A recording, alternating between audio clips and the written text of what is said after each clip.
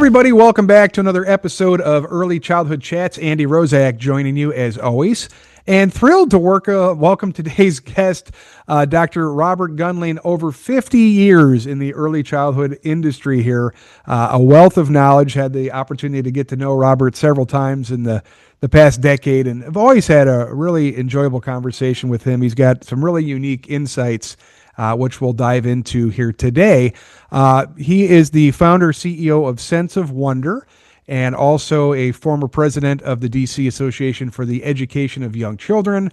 He serves as a professional development specialist with the Council for Professional Recognition, conducting CDA verification visits, and has really truly been a leader, a visionary, and someone I'm really happy to have in my Rolodex. So, Robert, thank you so much for being here and spending some time with us today.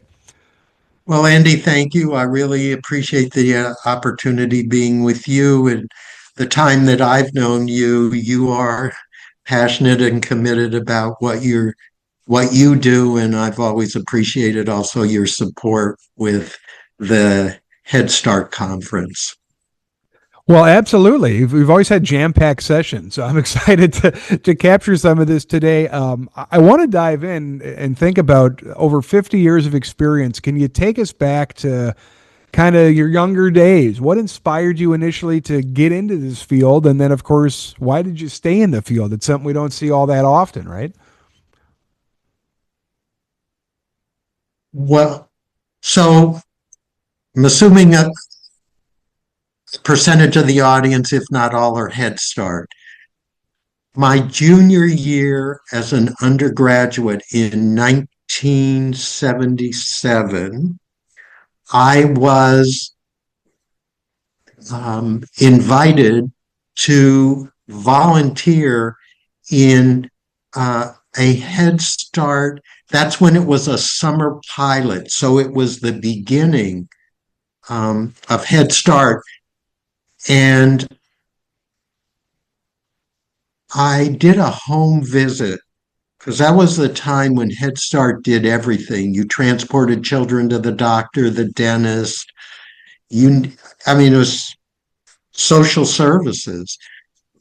And we got to the house of this young child, opened the door. This kid is like really excited to have us, and of course wanted to show us around. And so we get into his bedroom, and he's talking about his toys and things, and a rat runs across the room. And that was the hook.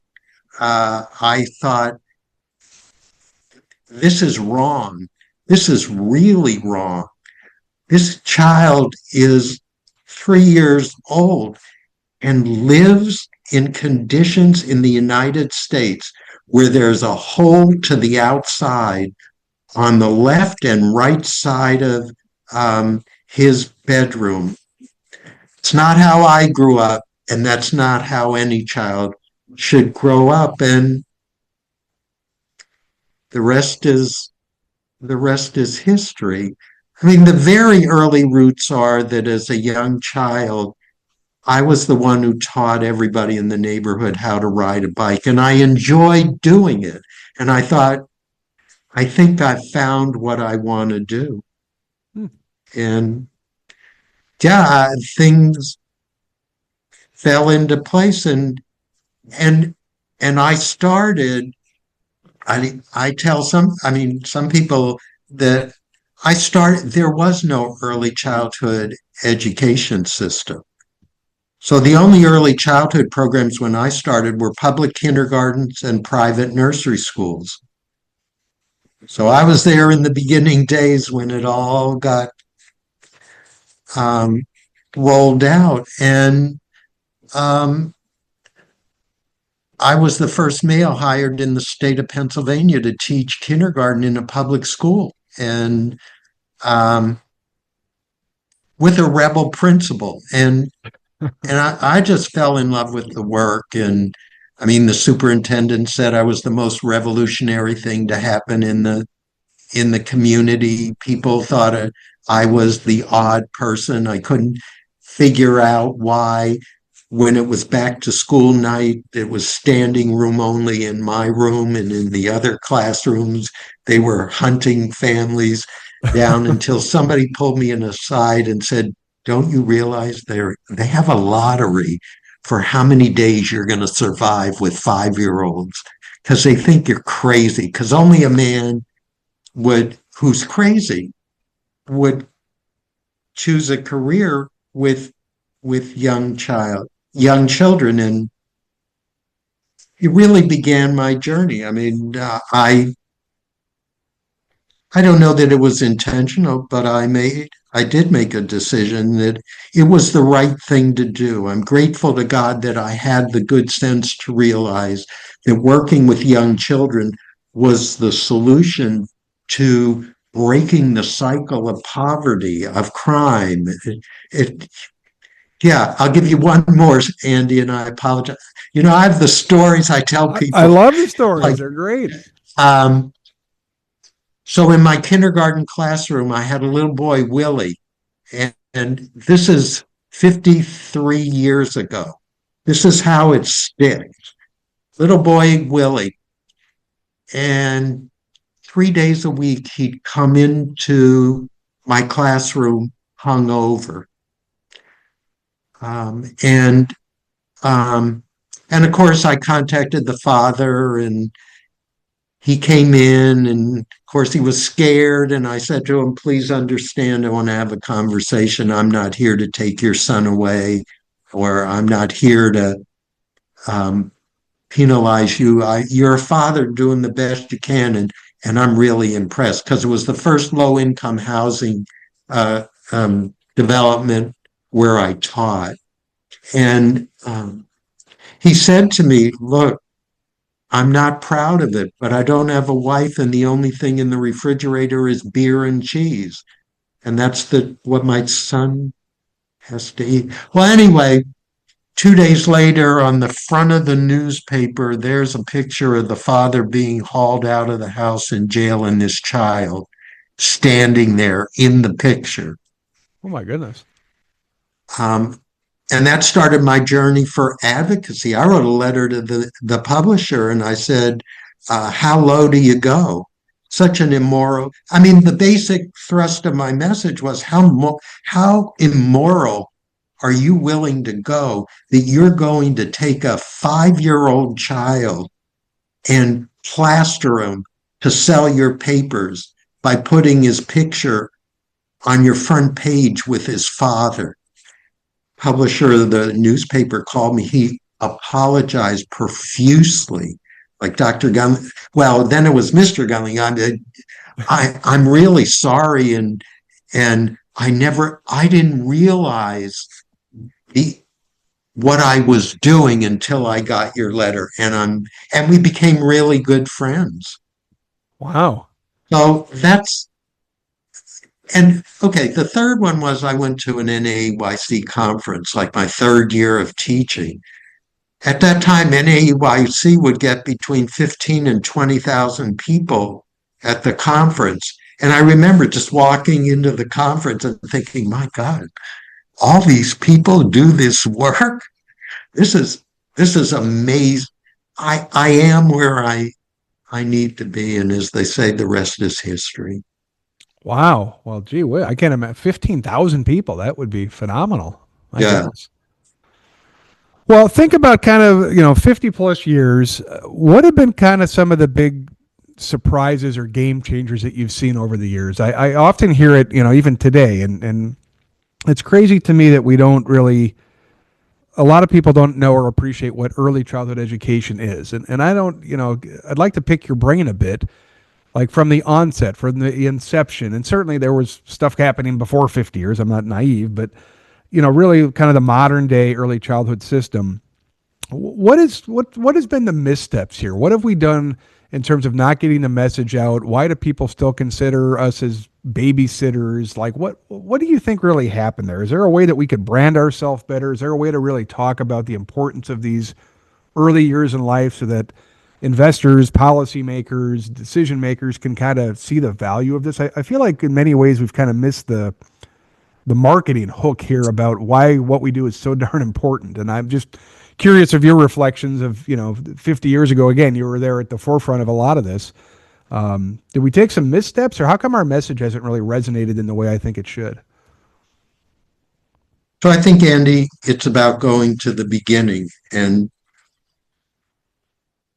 what I learned working at the local, state, and national level, if you don't have the structure and the system in place before you launch, then you're always playing catch up. Well, the challenge was that welfare to work kicked in and there was nothing. So you had young single mothers who had no choice but to go to work, and they had nowhere to place their child. Mm. So Head Start, community-based early childhood programs opened to respond to the need. And so the first brand of early childhood education was daytime babysitting. Mm. And we have fought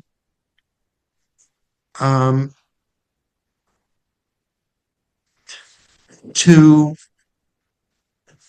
rectify that, what I think is that mistake. Had there been a national blue ribbon panel created that was responsible, given the charge, and we had the uh, Ed Ziegler's. I mean, we had the brilliant people who had Barbara Bowman, who had the capability to roll it all together and make it what it needed to be. There wasn't the political will. Mm. And so I think that's been our challenge. I thought when Head Start, I mean, that was Dr. Ziegler and David Gleason, who I had the honor to work with at Bright Horizons, who worked with David Gleason. When Head Start was created, to me, there was the national early childhood education system. But because it focused on a specific population, I don't think it caught fire. I think we're at a defining moment now as universal early childhood education is starting to catch on politically. New Mexico, where the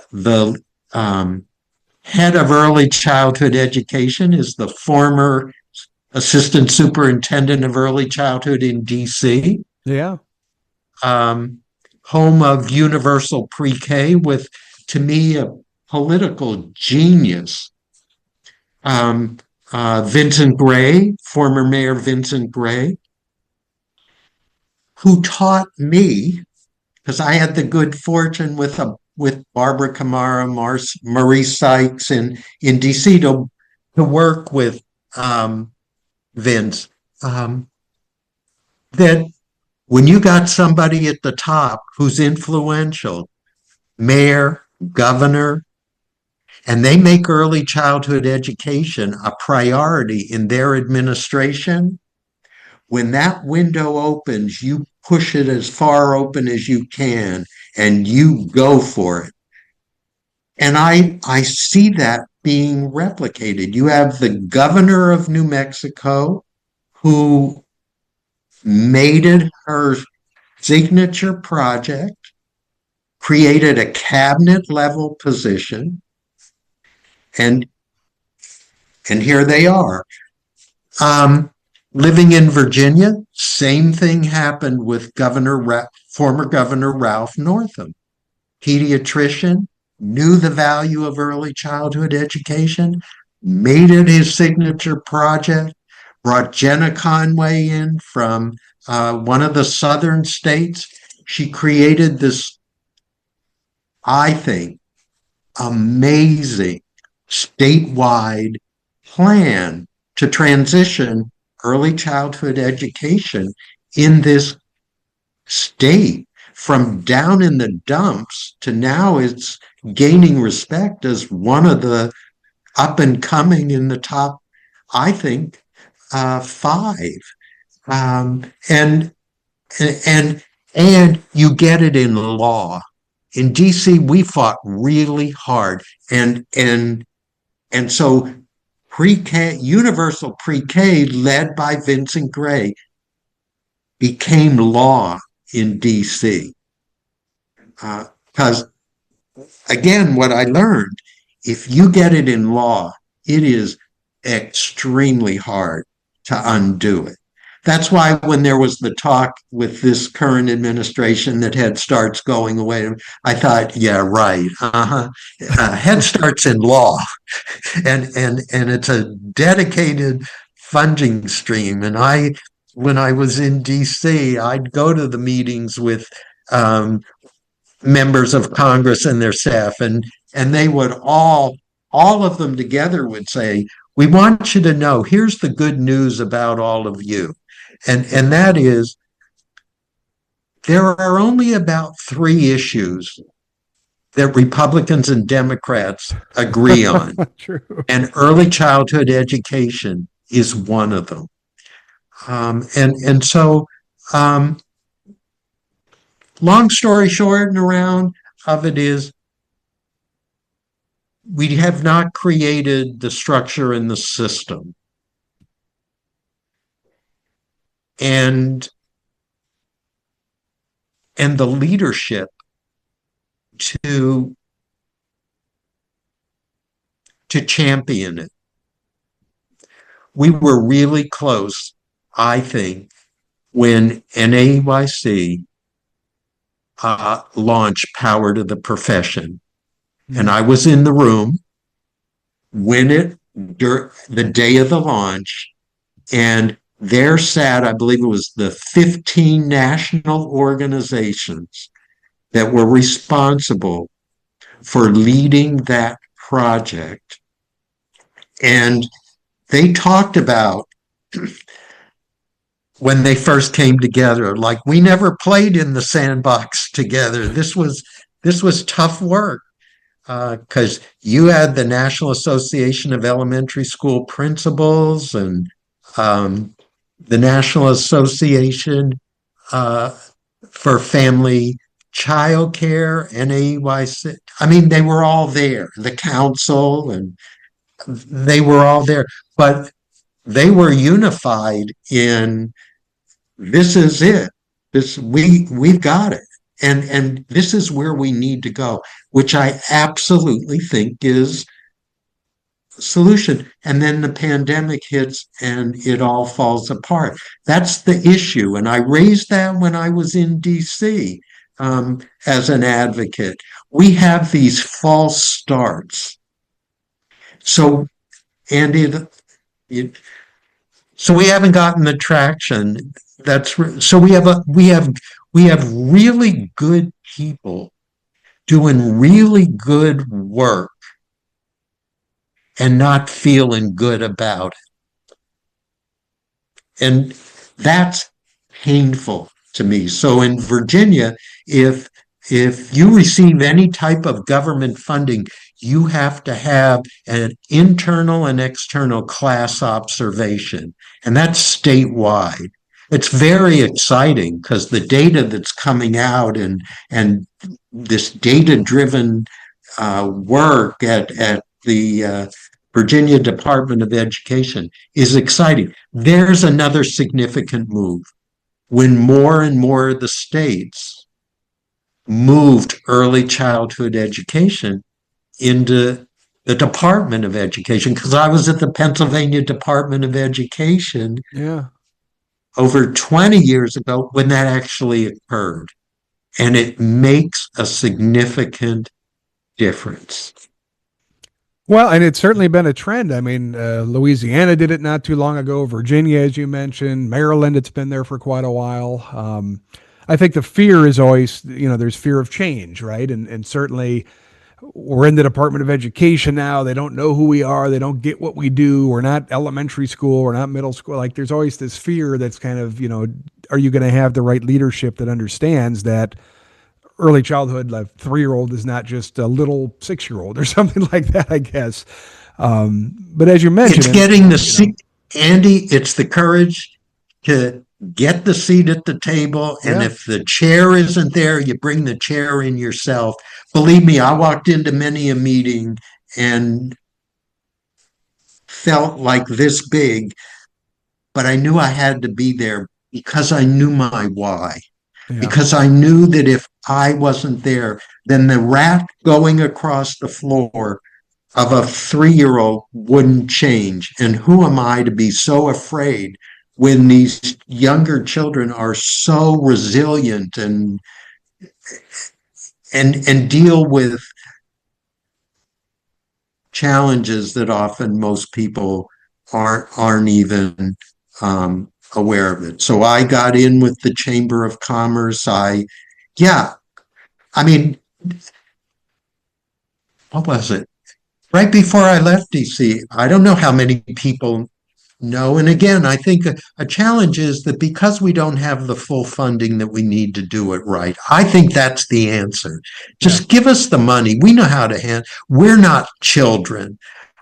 We are competent professional people. You give us the money, we know what to do, and we know how to spend it. We know how to use it, and we'll take your $1 and make it into $20 because we've been doing that for the entire time that I've been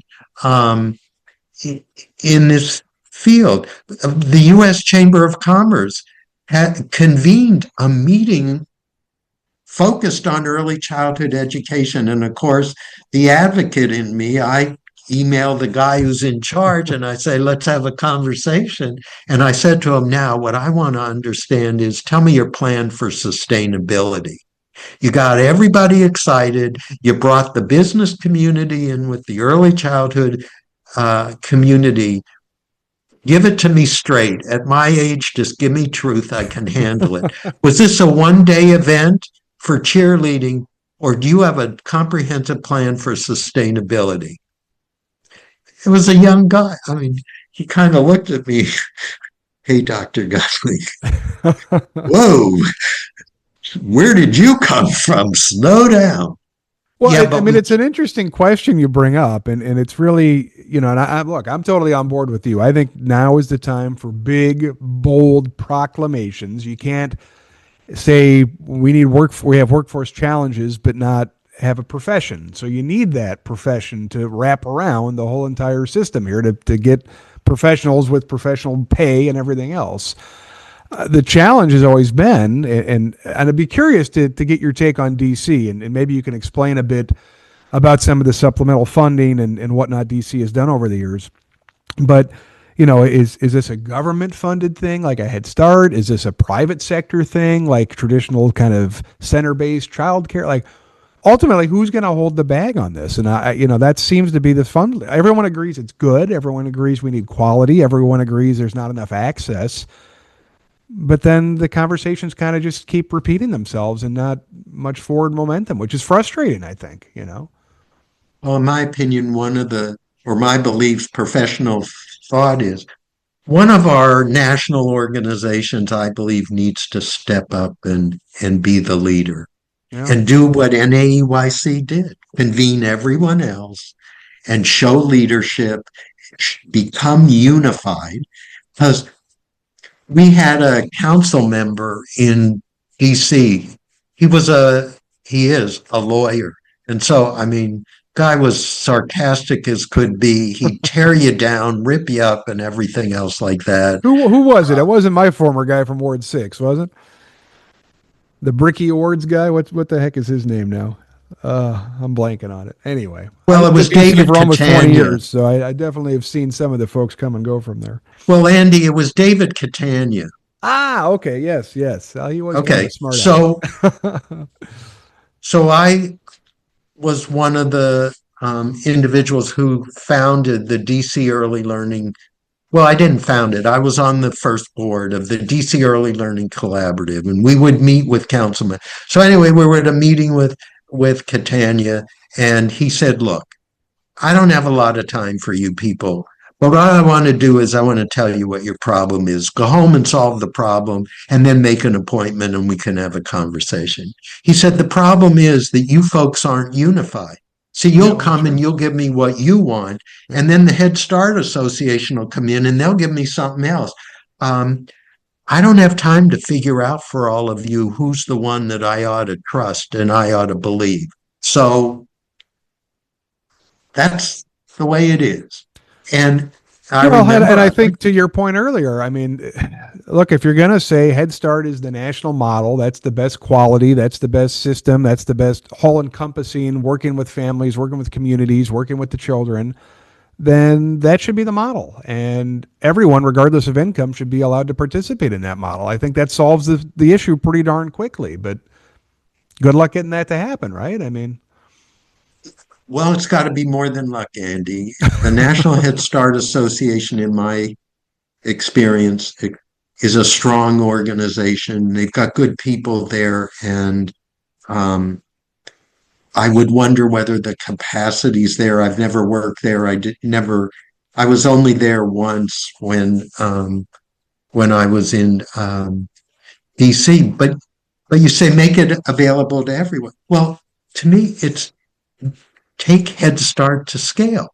Right. Because we all know there's a percentage of the families who are not income eligible, but you can enroll them in your Head Start program.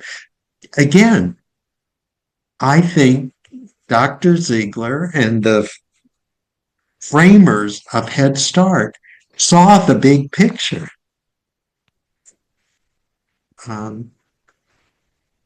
Well, I mean, it makes sense. And quite honestly, with the climate we're in right now, having some diversity of funding probably is not a bad idea, Robert. I mean, well, I also believe it is not the government's sole responsibility. I talk about in my first book, I mean, we need to stop business welfare.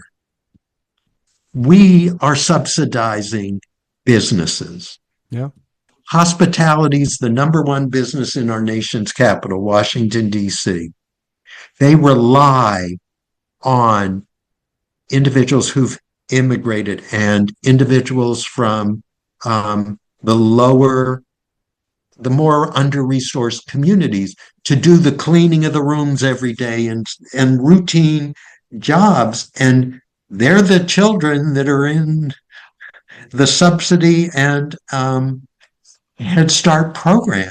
And that's another thing to me about Head Start. I mean, we have Head Start programs that specifically focus on a particular population. So to me, it's about leadership and putting it together. When I was at DC AEYC, it was when NAEYC had the governing board dissolved all the affiliates. And you had to apply to reaffiliate. And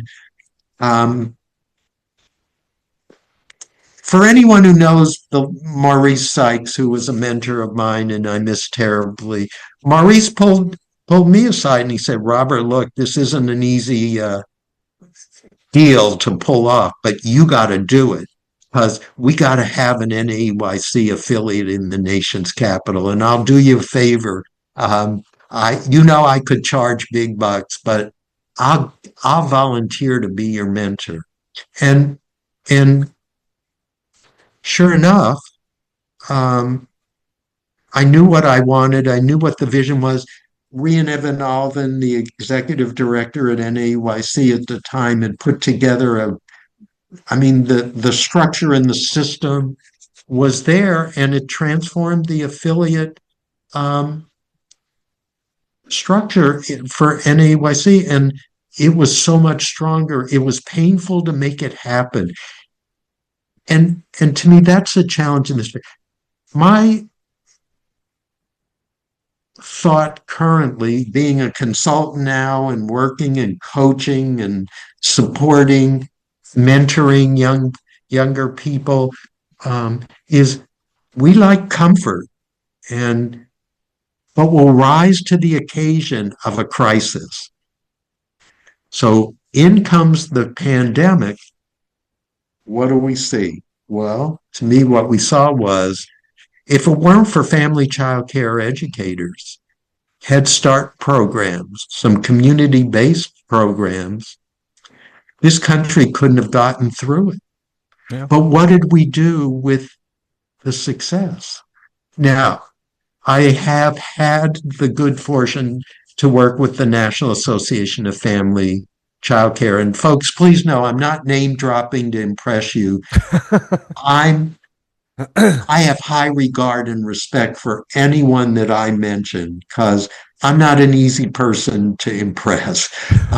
But Erica Phillips, to me, is doing an amazing work. And so early childhood education should be braided funding. The business community, if they want it as a tax, then tax them for it. The government does have a role, because we all pay taxes and we are for the public good, and we deserve to get the funding, because today we know how to do it, I think, so much better than we did back in we are not daycare.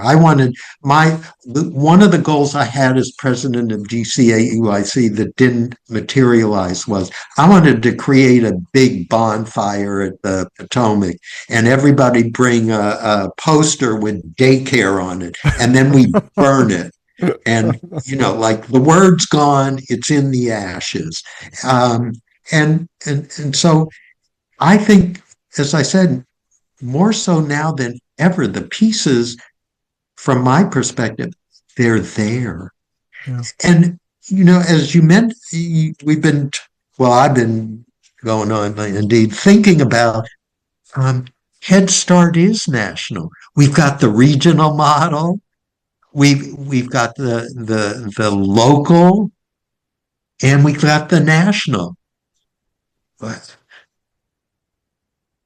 is it me, or is it rocket science?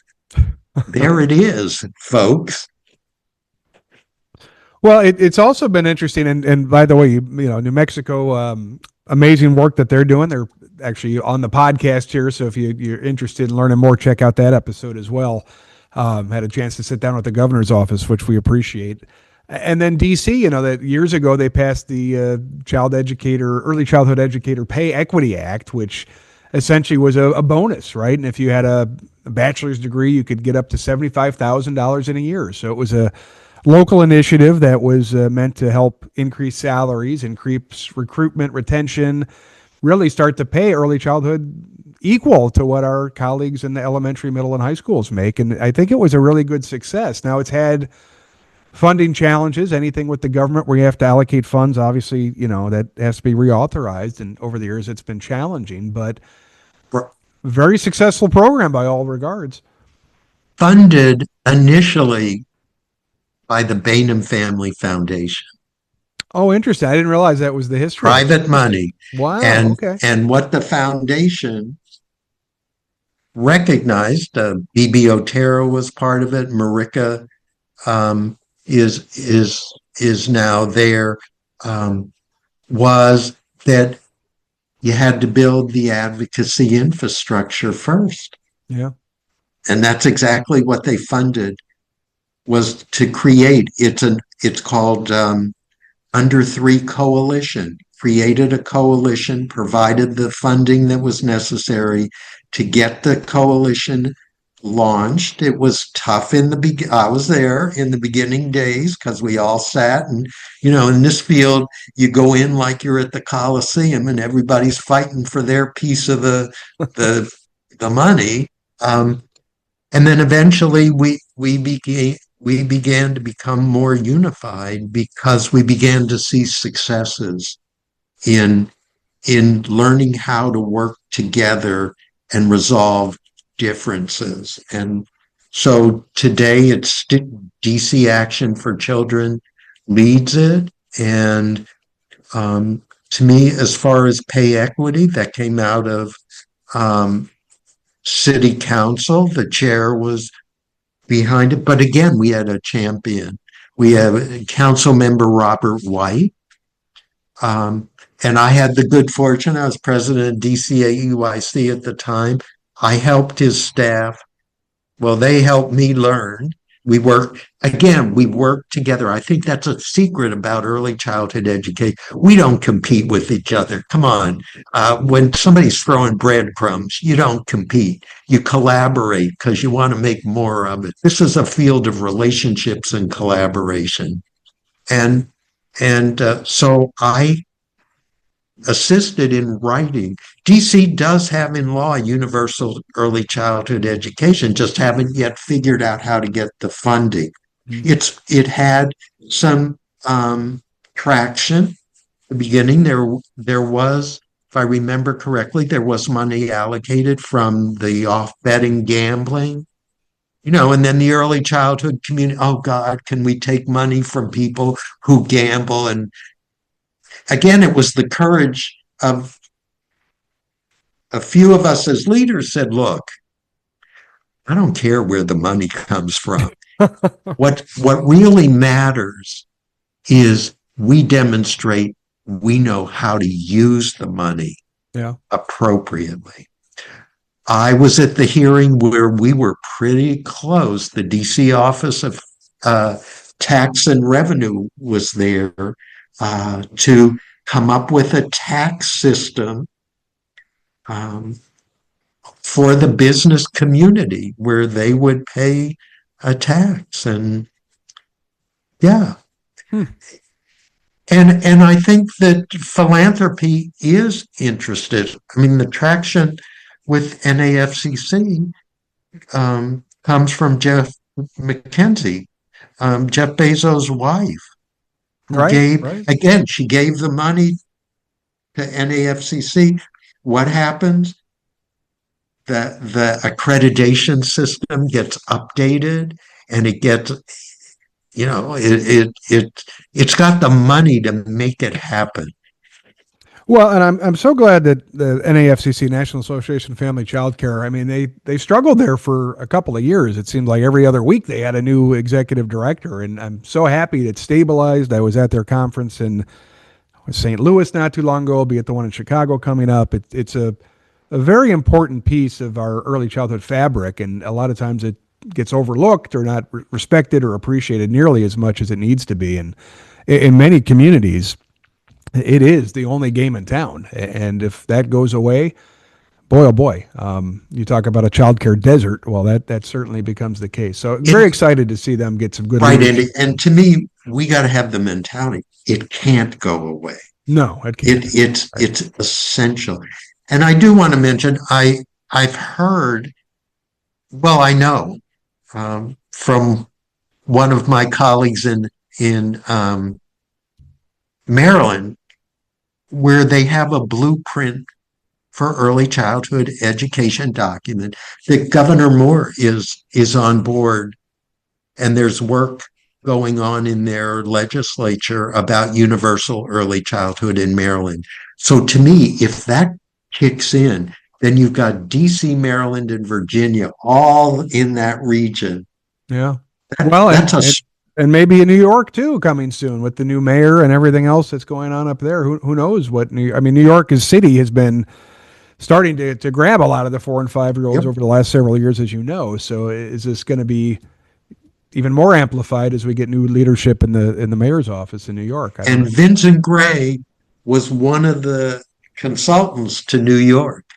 Oh, yeah, I didn't realize that. Oh, interesting. He went all over the country. I remember being at a meeting in DC, and one of the people there said, you people in DC ought to be so grateful to have Vincent Gray in your city because he's such a unique talented public servant.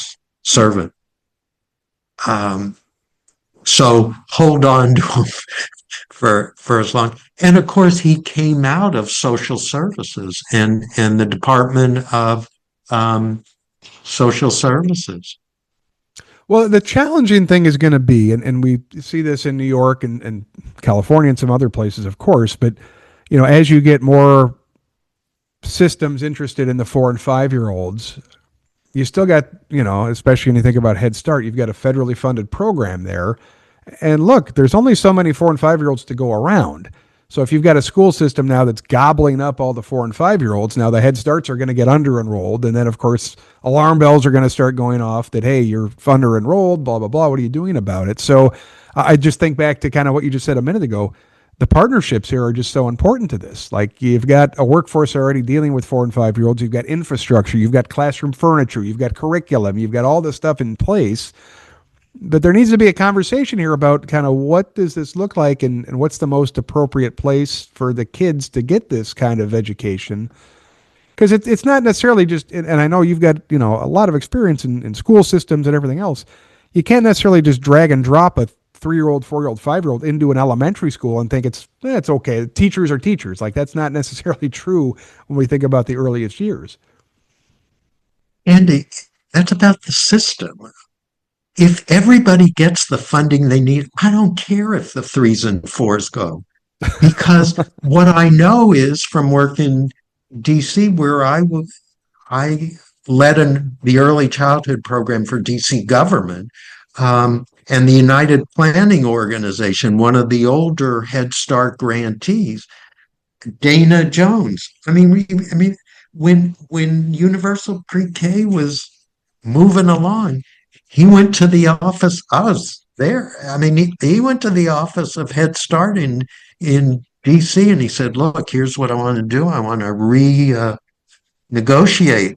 I want to convert my Head Start programs into early Head Start programs because there's such a need for infant toddlers in the city." And bam, that's what happened. Well, it's certainly the trend in New York and many other places. You are seeing a lot of those conversions and probably a trend we're going to see continue, quite frankly, right? Yeah, and I don't know how it happened, but boy, was I lucky. I was on the review team at the Office of Child Care of the federal government to select the National Center for Family Engagement. And yeah, if all the pieces have been created, it's going to require, I think, flexing the muscles in early childhood education and leadership. And boy, what a gift. I mean, really. And I know from working with principals, some of them candidly, they'll say, "Oh, well, you go down to that pre-K class. I don't want them. I don't know what to do with them." Right. And what I saw when I was in DC and Virginia, Northern Virginia, was when a principal got pre-K and Head Start, they found their most talented early childhood teacher and they made them the coordinator of the program. And like, I'm hands off. Just tell me what you need and you handle that. I got enough with K3. I don't want the other stuff. One last thing. When I was at the Pennsylvania Department of Education, I had money and I went to the school district of Philadelphia where I knew the director of early childhood. We were really close colleagues. And I said to her, "Here's how you're going to get the money." And it was like I think it was $19 million or something like 5 million, whatever it was. I said, "I want you to set up a full day professional development experience, and I want the elementary principals who have Head Start programs in their school to be required to come to that meeting with the Head Start people. She made it happen. I remember, Andy, boy, the tension in that room. And I stood up and I said, look, I'm from the Pennsylvania Department of Education. I got money, but I'm not giving it out because as a charity. So you're going to earn it. I said, at your table are people that have been in your building for years. And what I know, I had worked for the YMCA of Philadelphia and vicinity. Most of you don't even talk to each other. So we've set up a whole day. And of course, we were lucky. The Region 3 office is right there in Philadelphia. Right. So really well planned. You're going to talk to each other and you're going to begin to collaborate.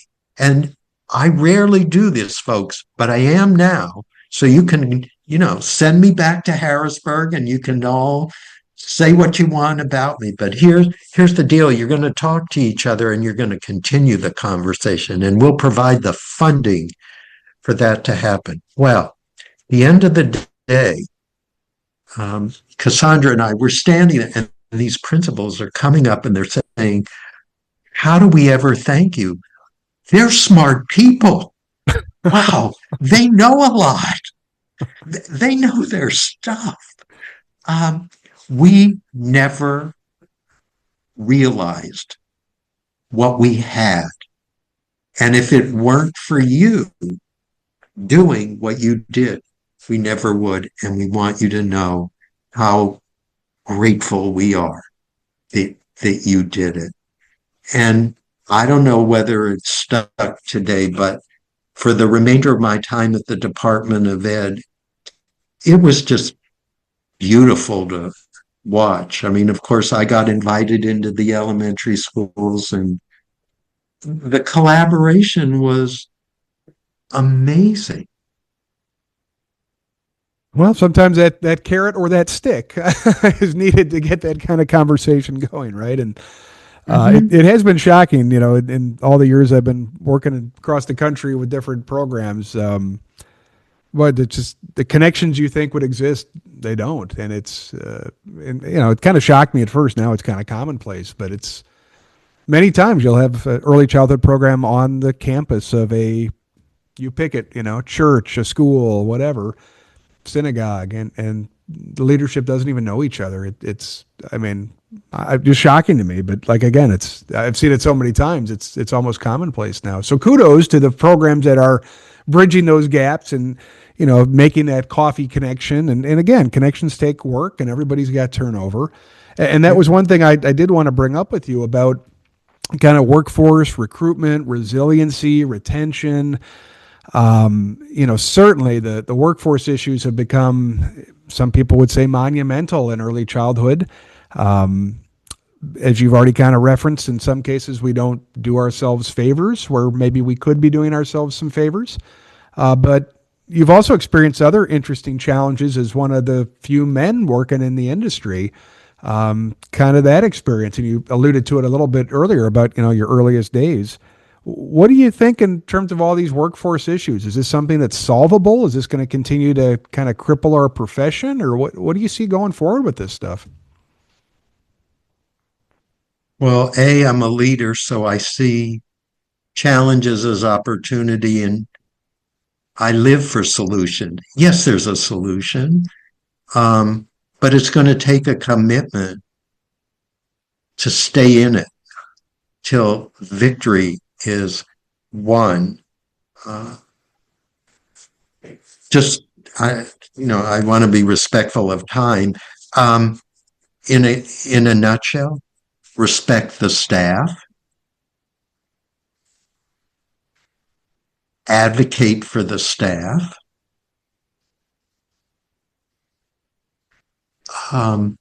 be willing to explore innovative things. So consider going to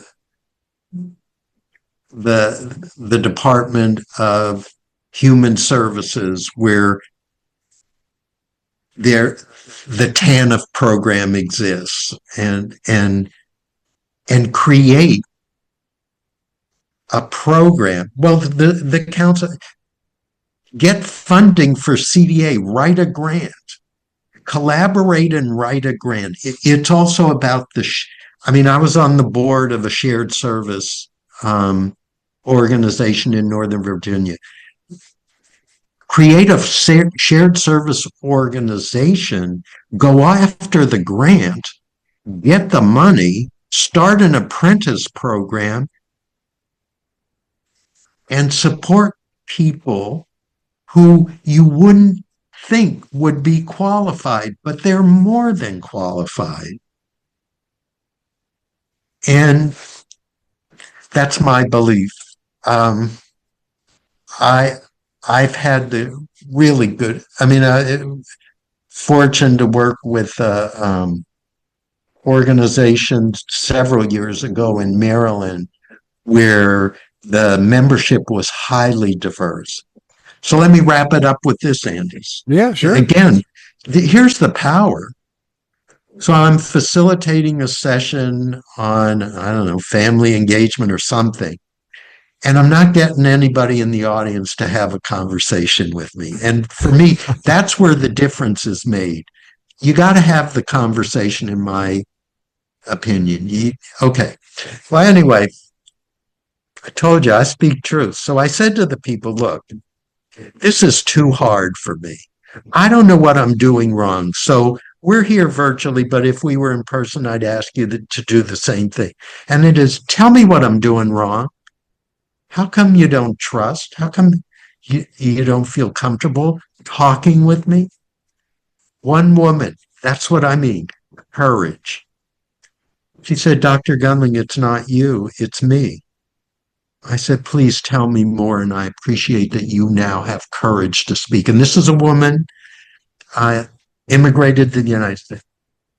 She said, the reason I don't speak is because when I was in 10th grade and I opened my mouth, my teacher told me, you don't know how to speak English, and don't you ever speak another word of English until you can speak it fluently. She said, that stopped me. I've never recovered from that traumatic moment. I looked at her and I said, number one, I am overwhelmed with your courage.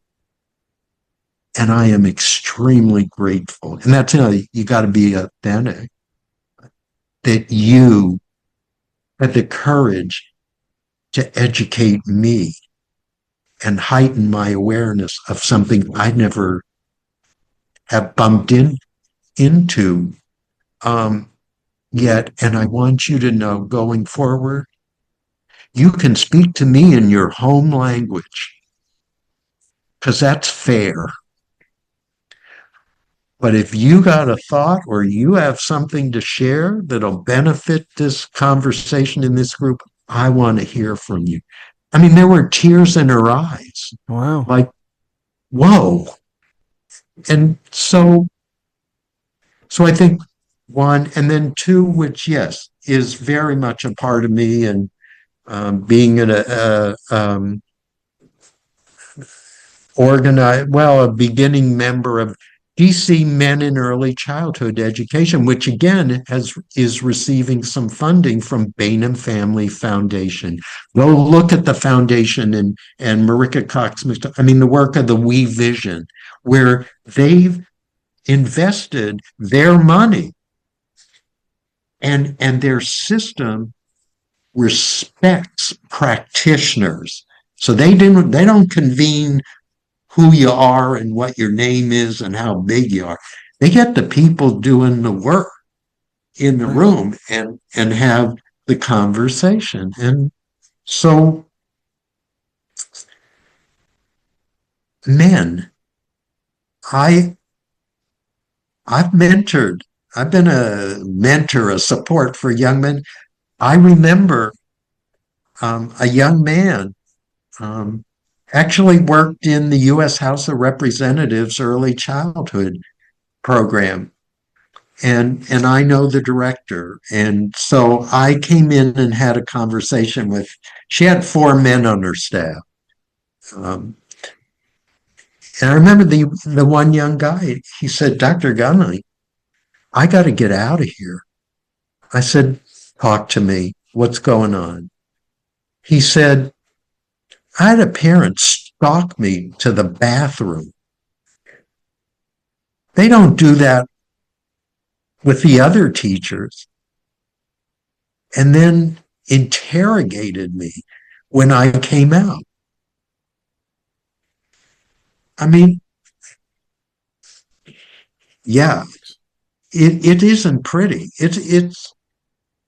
And I said to him, well, I'll be here and I hope you summon the courage to stay in it. But if you don't feel guilty. I understand.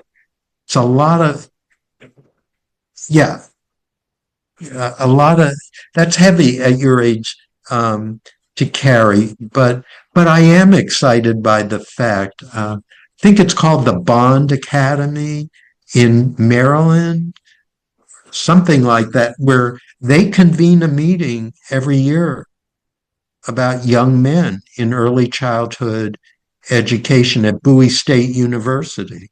So, you know, and then the DC Men in Early Childhood Education now have a conference every October. And I dealt enough with it. One last story. I'm getting tired. So I had a parent when I was a kindergarten teacher who walked into my room for a conference about her daughter. She's the only parent where I had to leave the room to go get a colleague because I realized, and I was a young man in my 20s, that if I stayed in the room, I'd probably put my fist in her mouth. And I realized that's not a good thing to be doing. Well, first of all, she brought in like a stack of papers that I had done with the children. And she's going over each one, what's wrong with it, what's wrong with it. Okay, everything else. Anyway, after I left the school district, I happened to bump into her at a mall. And she started to walk towards me, and I thought, oh my God, what did I do? Turn around. What did I do to deserve this? So anyway, she walked up to me and she said, I am just so happy to see you. And I started to see tears in her eyes. And I said, oh, of course I asked about her doctor. She said, Dr. Gundling, I want you to know I did get professional help. And I apologize to you for the way I behaved toward you. But I was so jealous of the fact that I felt that my child respected and cared more about you than me. And that was just so painful to me. I did what people in extreme pain do, and for that I apologize. I said, well, first of all, I want you to know how much I appreciate the apology. And I acknowledge the courage you had to apologize to me. And I'm thrilled to hear that you found professional help. And I wish you all the best. And your daughter, your family for the rest of your life. And I had the same thing from a father who was a professor. He came into my classroom for a conference and he said, I want to tell you, my daughter thinks more of you than me. And I remember I looked at him and this is the beginning of my career. And I said, sir, I want you to understand something. I don't want to be the children's father. And I'm really troubled and pained by what you feel. And I'll be happy to help you or support you in any way that I can. But you're her father. You're the first and most important man in her life. So, And as I mentioned to you, Andy, I live in a 55 plus community now, and I found out yesterday, I don't know if you know this, that as a fellow Virginian, that in Virginia, um, in the courts, for families that are divorced, separate, uh, you have to, it's, if I understood it correctly, it's now law. You have to comply with co-parenting. Hmm. And she was telling me, so she had to go to court, and um, that following what the outcome of her former husband and her son experience in the court, the father is now a more active, engaged father. And I said to her, well, I'll give you my thought. I said, what I found is a lot of men want to be fathers, but they have had no role model. So they don't feel it's legitimatized. And I said, maybe because it's now required in the state, as I understand it, for men like your former husband, it legitimizes that it's a valuable role, and he's stepping up because now he's empowered. Hmm. So Interesting. What was her thoughts on that? they were my thought. I mean, Did she well, did she agree with you on that, or? did she? Yeah. She said, Dr. Gundling, that's really interesting. And like a really good, caring parent, she said, look, whatever made it happen, what's most important to me is my son is happy. Yeah, right. So I say to any of the Head Start directors out there, summon the courage and hire. I was working with a family child care business owner in Maryland before I moved here, who had agreed to work with me to be intentional about going after men. Hmm. And so we were going along, unfortunately, because there isn't the funding. She got pulled into her business and couldn't sustain our meeting. But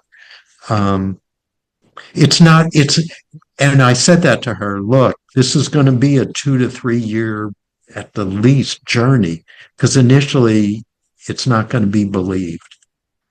So my current thinking is individuals who've immigrated to the United States and men, because men are only 90, at best, 90, are only 3% of the current workforce. That means 97% of the potential men who would like to come into this field aren't being recruited. Hmm. Well, certainly as we're struggling to get staff, that's an interesting twist on it, right? Yep. And obviously you've had great success, 50 plus years working in the field. You love it. You're passionate about it. You've done a tremendous amount of things in leadership positions and classrooms and everything in between. Yep. Advice for people who want to get started? Yeah. Don't, you said something to me before we hit record. You said something about your passion for this or your purpose. Yeah. Know your why. Know Yep. your why.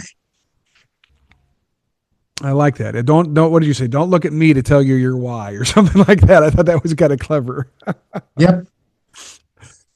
Well, certainly it's always a pleasure to come into your orbit, sir, and just tremendous props for all the work you've done over the years. You're a living, gosh, you're like a living legend here with everything that you've accomplished and all the great stuff you've been involved with. You've been in the room for quite a bit of it, if you've mentioned today, and certainly exciting to continue to have you engaged. I was hoping we wouldn't lose you. I think you told me you're on your, second or third kind of retirement, so I was a little concerned. You're like, I'm done finally. But no, my commitment is as long as my brain and body move, I will stay in this work because it's in my blood. I mean, it just, yeah, until every child has a high quality early learning experience, I've always got exciting work to do. I just don't do as much as I used to. And I know that you have recently or about to get your book published, right? So my first book was published about funding and full funding. I'm actually working on a second book that's just a joy and a real education for me on what did the children teach me. Oh, wow. All right. Yeah, Timeline on when that one's going to be released? stay tuned.